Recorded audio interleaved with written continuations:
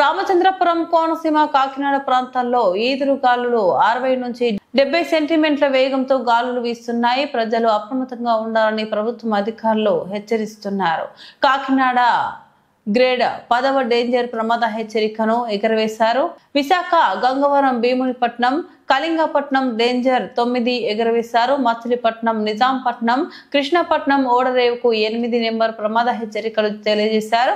మోందా తుఫాన్ హెచ్చరిక నేపథ్యంలో ప్రజలు అప్రమత్తంగా ఉండాలని పెద్దాపురం ఎమ్మెల్యే నిమ్మకాయల చినరాజప్ప కోరాడు. ఈ సందర్భంగా ఆయన మాట్లాడుతూ తుఫాను పరిస్థితులను సీఎం నారా చంద్రబాబు నాయుడు ప్రతి ఎమ్మెల్యే పర్యవేక్షణ చేయాలని ఆదేశించారు. కూటమి ప్రభుత్వం ఇన్సర్ట్ మంత్రి నారాయణ ఆధ్వర్యంలో ఎప్పటికప్పుడు పరిస్థితులను సమీకరిస్తామని తెలిపారు.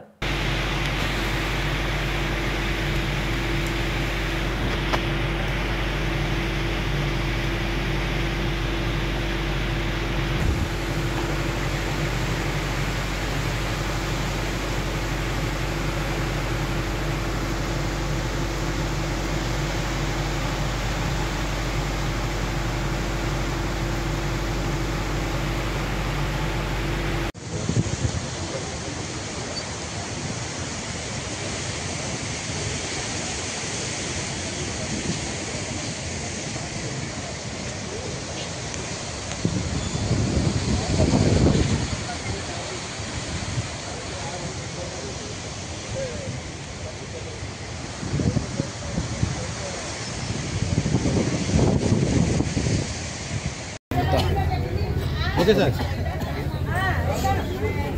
Okay sir, okay sir. Munda తుఫాను పెద్ద ఎదురు రాష్ట్రాల్లో తుఫాను బీభత్సం కనపడుతుంది. వాతావరణ శాఖ హెచ్చరికలు 27, 28, 29 ఈ 3 రోజులు కూడా ఎక్కువ ఉంటుంది.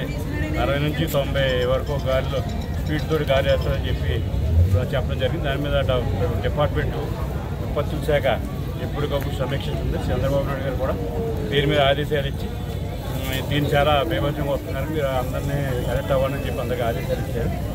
అన్ని జిల్లాలకు కూడా ఇన్ఛార్జ్ మంత్రులు పంపించడమే కాకుండా ఎమ్మెల్యేలందరూ కూడా మరి నియోజకవర్గం గౌరవమని చెప్పడం జరిగింది. వేళ కాకినాడలో నారాయణ గారు వచ్చి వేళ మన జిల్లాకి సంబంధించి వాళ్ళ మీటింగ్ కూడా పెట్టడం జరిగింది. మేము అందరూ కూడా అక్కడికి వెళ్తాం. అక్కడికి వెళ్ళి ఎక్కడ ప్రాబ్లం ఉందో అది రేపు ఎల్లుండి కానీ చాలా ఎక్కువ కనపడుతుంది వాతావరణం. లేదా రేపుకి మనం ఎదుర్కొనే విధంగా తుఫాన్ని ఎదుర్కొనే విధంగా సహాయశారు కొన్ని ప్రాంతాలు ఇప్పటికీ మునిగిపోయినాయి. అలాగే మత్స్యకారులందరినీ కూడా ఇప్పటికే బయటికి రమ్మని చెప్పడం జరుగుతుంది. రేపైతే పెద్ద ఎత్తున మత్స్యకారులందరూ కూడా తరలించి తీర ప్రాంతంలో ఉన్న గ్రామాలు, మా ముంపు గ్రామాలు ఉంటాయి, ఇవన్నీ బయటికి చూసి కార్యక్రమం తీసుకోవడం జరుగుతుంది.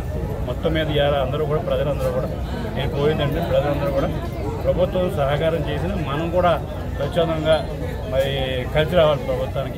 ప్రభుత్వం ఏదైతే ఆదేశారో ఆదేశాల ప్రకారం మేమందరూ కూడా బయటికి రావాలి, జాగ్రత్తగా ఉండాలి, ఇంట్లో ఉండాలి అని చెప్పి చేయండి.